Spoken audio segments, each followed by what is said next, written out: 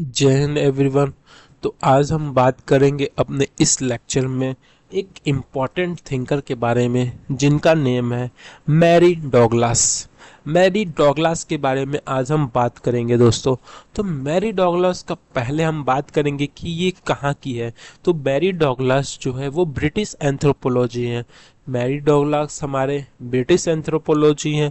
ये हमारा जो मेनली इन किस लिए फेमस है, सिंबल्स के लिए, रिचुअल्स के लिए, प्योरिटी के लिए, रिक्स के लिए, कल्चर के लिए। ये जो 5 पॉइंट है, आप अगर कहीं आए तो मैरी डॉगलास को आप मत भूलिएगा। कौन कौन से हमारे जो सिंबल्स हैं, रिचुअल्स हैं, प्योरिटी है, रिक्स है और कल्चर है। दोस्तों सिंबल एंड रिचुअल्स के बारे में तो हमने बात किया था कि रिचुअल्स और सिंबल के बारे में हमारे बात करते हैं कौन, विक्टर टर्नर भी बात करते हैं, ये आप मत भूलिएगा, जिनका जन्म 1920 से लेकर 83 तक हुआ था दोस्तों। ये इनका लाइफ टाइम था। तो आज हम बात करेंगे मैरी डॉगलस के बारे में। तो मैरी डॉगलस एक एंथ्रोपोलॉजिकल थिंकिंग है जो कि किसी चीज को बियॉन्ड द ट्राइब देखती हैं। बियॉन्ड द ट्राइब मतलब क्या है, किसी चीज को, जो भी चीजें हो रहा है वो किस तरीके से देखती हैं, to the modern society, religion, food and institution, ये सबसे बियॉन्ड देखती हैं किसी चीज को। जैसे इन्होंने ट्राइब के बारे में भी पढ़ा है, क्योंकि ये ट्रेंड किसके अंडर हुई थी दोस्तों, जो मैरी डॉगलास थे वो हमारे इवांस जो प्रिचर्ड है, इंपॉर्टेंट थिंकर है दोस्तों, हमारे एंथ्रोपोलॉजी है, वो हमारे इन्हीं के अंडर में वो क्या की थी, ट्रेंड हुई थी। तो आप कह सकते हैं कि इनका जो लाइफ स्टाइल रहेगा वो काफी हद से अलग रहेगा। अलग किस मामले में, कि इनका जो थिंकिंग है दोस्तों ना, ये एक फील्ड वर्क की तरह है। इनका जो फील्ड वर्क भी है, क्या है, कहाँ पे है, जो हमारे मैरी डॉगलास का फील्ड वर्क है लेले पीपल के ऊपर है। लेले पीपल कहाँ पे है, ये कॉन्गो में है। इनके ऊपर हमारा इनका फील्ड वर्क है। तो बात करते हैं अब इनके बारे में दोस्तों। ये हमारा बॉर्न हुई थी 1921 में, ब्रिटिश के टाइम में। और ये ट्रेंड किसके अंदर हुई थी, इवांस प्रिचार्ड के अंदर। ये लेले पीपल के अंदर जो उनका फील्ड वर्क था दोस्तों। इन्होंने भी कई स्कूल, यूनिवर्सिटी में, लंदन में, प्रिंसटन में, नॉर्थ वेस्टर्न यूनिवर्सिटी में पढ़ाया है। प्लस बाद में इनका 2007 में इनका मृत्यु हो जाता है। तो ये इनका लाइफ करियर था। अब इनके हम की कॉन्सेप्ट के बारे में बात करेंगे। तो पहले हमको लाइफ जो करियर में हमको क्या देखने को मिला दोस्तों, मैरी डॉगलास जो हमारी हैं वो एक क्या है, एक सिंबॉलिक थिंकर है, एक एंथ्रोपोलॉजिक थिंकर है, जो कि ट्राइब को बियॉन्ड कोई भी मॉडर्न चीज़ें से, या कोई भी चीज़ रिलीजन से, फूड से, उनके इंस्टीट्यूशन से, ये सारे चीज़ें से बियॉन्ड वो थिंकिंग करती है, वो सोचती है इनके बियॉन्ड के बारे में। तो ये हमारा जो लेले पीपल, ये काफ़ी इंपॉर्टेंट है दोस्तों। ये जो लेले पीपल के अंडर क्या की थी, ये अपना जो जो था इनका फील्ड वर्क था दोस्तों, ये आप मत भूलिएगा। तो ये हमको कुछ पॉइंट याद करने हैं, कौन से, किसके अंडर की थी, कहाँ पे इनका फील्ड वर्क था, और ये 5 पॉइंट हमें रिमेंबर करना है। तब बात करते हैं इनके की कंट्रीब्यूशन के बारे में। इनका जो पहला इनका था की कंट्रीब्यूशन क्या था, प्योरिटी एंड डेंजर। इनका ये सबसे फेमस बुक भी है दोस्तों, जिसके अंदर वो बात की थी टैबू के पॉल्यूशन एंड रिचुअल प्योरिटी के बारे में। वो बात करती है इसके अंदर क्या, कि dirt is the matter of out of place. वो बताती है इसके अंदर कि कोई भी चीज क्या होता है, कोई भी जैसे पॉल्यूशन रूल्स और about maintaining social order and boundaries, not just hygiene. वो बताते हैं कि जो डर्ट भी है ना, वो भी क्या है, एक matter out of the place है। भले वो मैटर नहीं है, लेकिन वो एक है मैटर जो कि प्लेस से बाहर है। जैसे एग्जांपल वो बताती हैं, जो हमारा कोई भी नॉर्म्स होता है, रूल्स होता है, वो क्यों होता है, वो हमारे सोशल ऑर्डर्स या बाउंड्रीज को मेंटेन करने के लिए, न कि वो हाइजीन करता है, पॉल्यूशन रूल्स, ये सारा चीज एस्पेक्ट। तो ये इनका प्योरिटी के ऊपर कॉन्सेप्ट था। वो बताते हैं कि जो रिचुअल्स ऑफ प्योरिटी होता है वो रिफ्लेक्ट करता है कि कैसे हमारे सोसाइटी का क्लासिफिकेशन सिस्टम है दोस्तों। तो ये चीज़ें इंपॉर्टेंट है जो आपको याद करना है। जब भी आपको प्योरिटी एंड डेंजर दिखे और किसी चीज को पॉल्यूशन या रिचुअल प्योरिटी की तरह बात करें, तो हमको मैरी डॉगलास का नाम याद रखना है। फिर दूसरा इनका कॉन्सेप्ट क्या है, नेचर सिंबल। नेचर सिंबल के अंदर वो क्या करती हैं, जो बॉडी के सिंबलिज्म है और सोशल ऑर्डर के बीच में ये लिंकिंग बताती हैं। ये बताती हैं कैसे जो बॉडी है हमारा वो रिफ्लेक्ट करता है कि कैसे हमारे सोसाइटी का स्ट्रक्चर्ड होगा। जैसे एग्जांपल मान लीजिए कोई भी ट्राइब है, किसी ट्राइब का क्या है, नाक बड़ा है, नाक के अंदर रिंग लगाया हुआ है, कान के अंदर एकदम बड़ा सा अपना एक झुमका है जो भी बड़ा सा पहना हुआ है। तो ये क्या है, हमारा बॉडी का एक सिंबोलिज्म ही बताता है कि वहाँ का जो सोसाइटी किस प्रकार का स्ट्रक्चर्ड होगा। तो वही चीज नेचुरल सिंबल्स के बारे में वो बात करती है। फिर उसके बाद उनका जो कॉन्सेप्ट है grid group theory. Grid group theory वो एरोन वाइल्डोस्की के साथ करती हैं। इनका फ्रेमवर्क इसके अंदर क्या होता है वो बताते हैं। ग्रिड का मतलब क्या है, पहले ग्रिड का मतलब है जो वहाँ के सोसाइटी का रूल्स रोल्स रेगुलेशन होगा, ये होगा। और ग्रुप क्या होगा, एक स्ट्रेंथ होगा ऑफ कलेक्टिव बिलोंगिंग का, वो चीजों को देखती है। वो बताती हैं कोई भी सोशल इन्वायरमेंट में प्रोड्यूस कैसे कोई चीज होता है।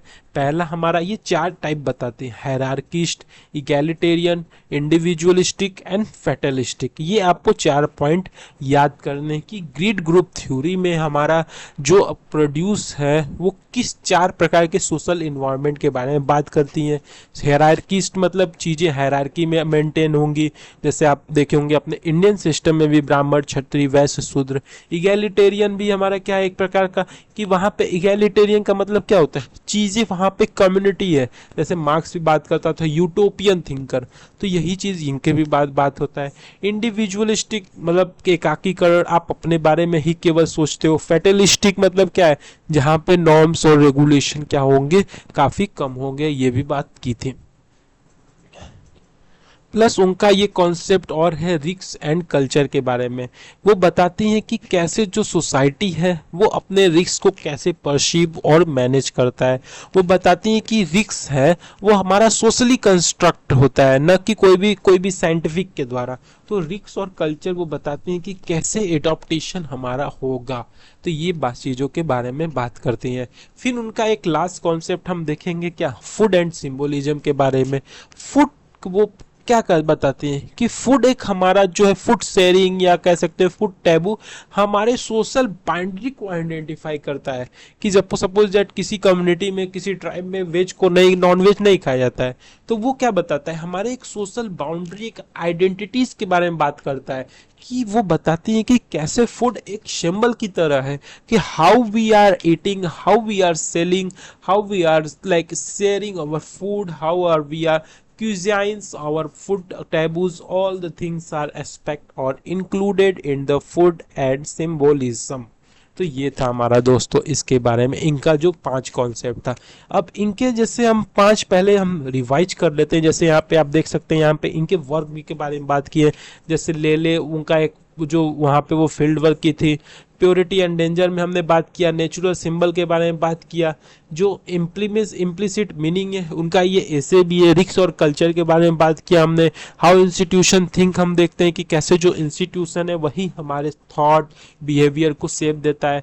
थॉट स्टाइल देखा। फिर ये लेविटिस एंड एज ए लिटरेचर, ये भी इंपॉर्टेंट है।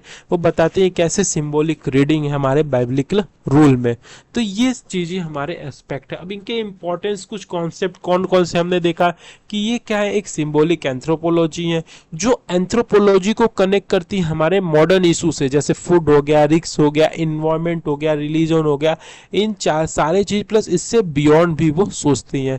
और इनका आइडिया जो डर्ट वाला कॉन्सेप्ट था कि कैसे जो हमारा matter out of the place वाला थिंकिंग था, ग्रिड ग्रुप थ्योरी है, ये सारा कुछ हमने देखा जो कि एग्जाम में अधिकतर इनके की बुक के बारे में, की नोट के बारे में पूछता है।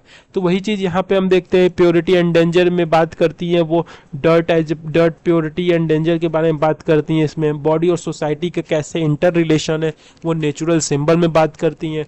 रिस्क एंड कल्चर के बारे में वो बात करती हैं।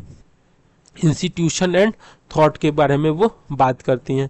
तो ये था हमारा क्या, मैरी डॉगलास के बारे में।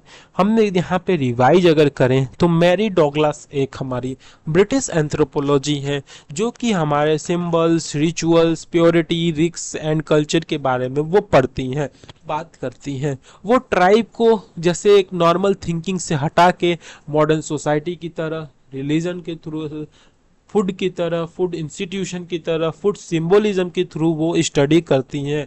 ये ईवी इवांस पिचर्ड्स के अंदर वो अपना ट्रेंड रहती हैं। लेले पीपल जो कि कॉन्गो में है, वहाँ पे वो अपना फील्ड वर्क करती हैं। इनका जो मेन कॉन्सेप्ट था प्योरिटी एंड डेंजर का, सबसे पहला कॉन्सेप्ट जो कि हमें वहाँ के dirt is a matter out of the place के बारे में बात करता है। वो बताती हैं कैसे जो पॉल्यूशन है वो भी हमारे सोशल ऑर्डर एंड बाउंड्रीज को मेंटेन करता है। फिर वो बात करती है नेचुरल सिंबल में, जो बात करती है कैसे जो बॉडी है हमारे सिंबलाइज करता है, हमारे सोसाइटी को बताता है कि कैसे जो हमारा सोसाइटी स्ट्रक्चर्ड है। फिर उनके बाद हमारा ग्रिड ग्रुप थ्योरी उनका है, जो कि वो वाइल्डोस्की के अंडर करती है। वो ग्रिड का मतलब बताती हैं रूल्स, रोल, रेगुलेशन, और ग्रुप का मतलब बताती हैं स्ट्रेंथ ऑफ कलेक्टिव बिलोंगिंग।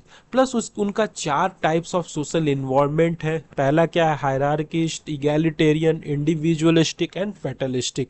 फिर उनका ये कॉन्सेप्ट रहा है रिक्स एंड कल्चर का, कि जब भी कोई भी समाज में रिक्स आता है तो वो भी सोशली कंस्ट्रक्टेड होता है, न कि कोई साइंटिफिकली प्रूवन होता है। फिर उसके बाद वो बात करती हैं फूड एंड सिंबल का, कि कैसे फूड वहाँ का हैबिट बता सकता है कि किस टाइप का आपका सोशल बाउंड्रीज और आइडेंटिटीज होगा। फिर इसके बुक के बारे में हमने देखा, डिफरेंट डिफरेंट बुक के बारे में। तो ये आज का हमारा कॉन्सेप्ट था मैरी डॉगलास के बारे में, जो कि रिचुअल सिंबल्स थिंकर में आती हैं। सिंबॉलिक एंथ्रोपोलॉजी है, काफी रेलेवेंट और इम्पोर्टेंट है हमारे यूजीसी नेट सोशियोलॉजी के लिए। होप आपको वीडियो अच्छा लगा होगा, तो प्लीज शेयर कीजिएगा। थैंक यू, जय हिंद।